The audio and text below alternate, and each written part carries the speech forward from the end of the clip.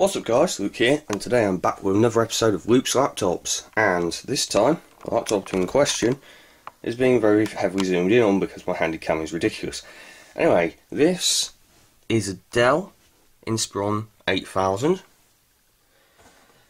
It was a 15-inch desktop replacement. It uses a Pentium III 1 GHz processor. It has a GeForce 2 Go graphics chip in it with 32 megabytes of VRAM.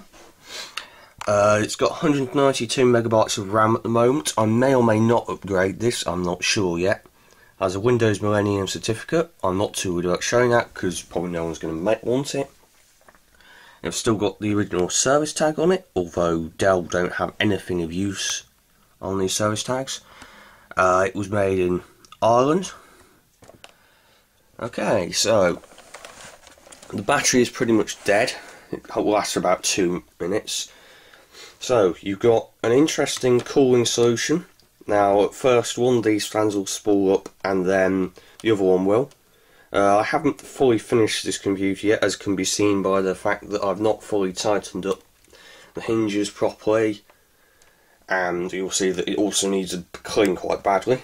You've got your PS2 mouse and keyboard combo port, VGA, docking connector, parallel and serial, 2 USB ports which actually seem to perform somewhere between USB 1.1 and USB 2, which is interesting. We've got S-video out, then we've got a DVD CD drive which works fine, although it doesn't like DVD plus RWs. After a firmware update it does work with DVD minus RWs. Speakers in the sides, and then you've got your modem and your Ethernet. The hard drive is located under here, and there's 2 card bus slots. Yet to test those. So the battery goes here, and the floppy drive goes here. Now this is a very nice way of doing things, because what it means is that you can swap those out. So you could have 2 batteries, or you could put another DVD drive in here, or something like that. I think there's even a hard drive adapter for those, although I wouldn't quote me on that. There's definitely a DVD drive adapter, as you will see in the Dell Latitude video when I finally film it. So, as I'm not sure how well you can see it because the lighting in here is crap, but you may well spot it more when I turn the system on, that the system is not clean. It's also good. I've also got a new keyboard on order because, as you can see, the N key is gone, the M key is wearing out, and the track point doesn't appear to work. One interesting thing about these older Dell laptops as well, look at that connector. It's nothing like the barrel plug type things that you'd expect to see on almost anything else. It's really quite interesting. I don't know why they did it, but it's reasonably secure and it's quite sturdy, so without any further ado, let's power this beast on. It had a 1400 by 1050 resolution screen, which as far as I can tell, apart from being a bit dull at the bottom and a bit browned, which may or may not be fixed with cleaning. That's Windows Millennium for you. It's in very good condition, just filthy. The backlight's a bit uneven, but that's par for the course for any old TFT in a laptop. Even one that cost about £2,500 when new. This was a serious bit of kit, and despite the powerful hardware, it doesn't get that hot.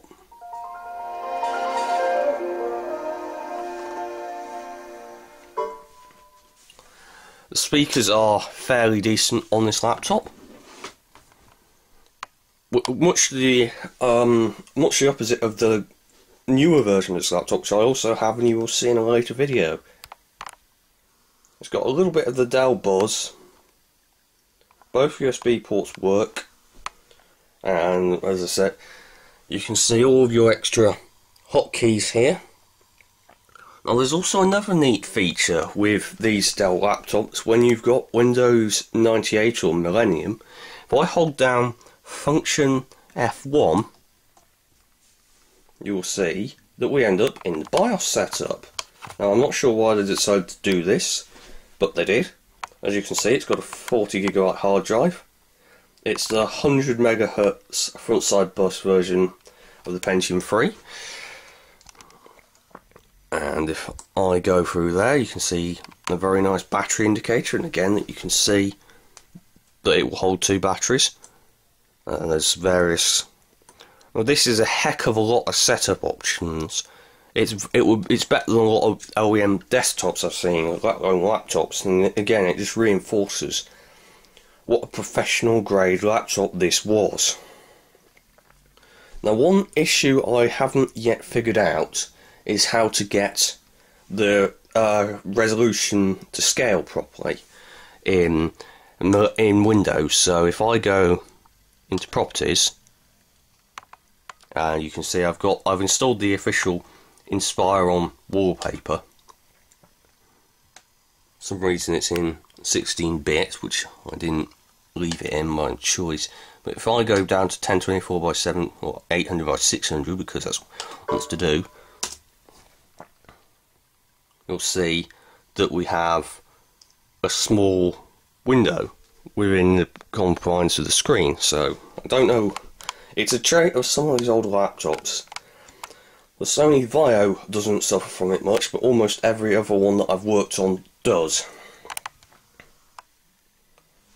So, it's in very good working order, as I said. The only things that are obviously wrong with it are the track point, which, as you can see, doesn't work. But the trackpad is basically like new. The keyboard, as far as I can tell, works perfectly, but it just is missing a key, and because it's not in a very clean or clean state, and there is a bit of wear on it, I thought I'd just replace it. Battery is shot, and I may well try and source another. I'm glad the screen isn't shot, because these 15-inch high resolution panels are really expensive. They're like 30 quid. So if it's shot, it's basically bye-bye laptop, unless you're keeping it for personal use, which I'm not. So yeah, the 40GB hard drive is in very good condition, as I can tell. If I fire up speed fan,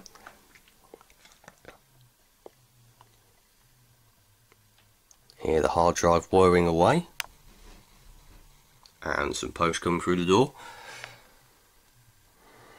So it's a Toshiba MK4032GAX. It's a 5.4 thousand RPM drive. At the moment it's running at 21 degrees. As you can see, speed fan is quite happy with it. So yeah, if you've got any questions or comments to leave on this laptop, please feel free to leave them. If you're new to my channel, please subscribe and maybe share. It will really help me out. And I will be back very shortly with another video.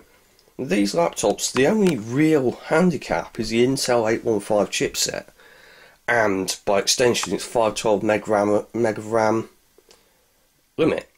If it wasn't for that, if it would go up to a gig, and I could do that because I know there are 512 meg PC133 chips out there, then this would be a fantastic machine for running almost anything on XP. So, but yeah, I'll see you back here in the very near future, and I will be showing you another Dell very shortly. Adios, folks.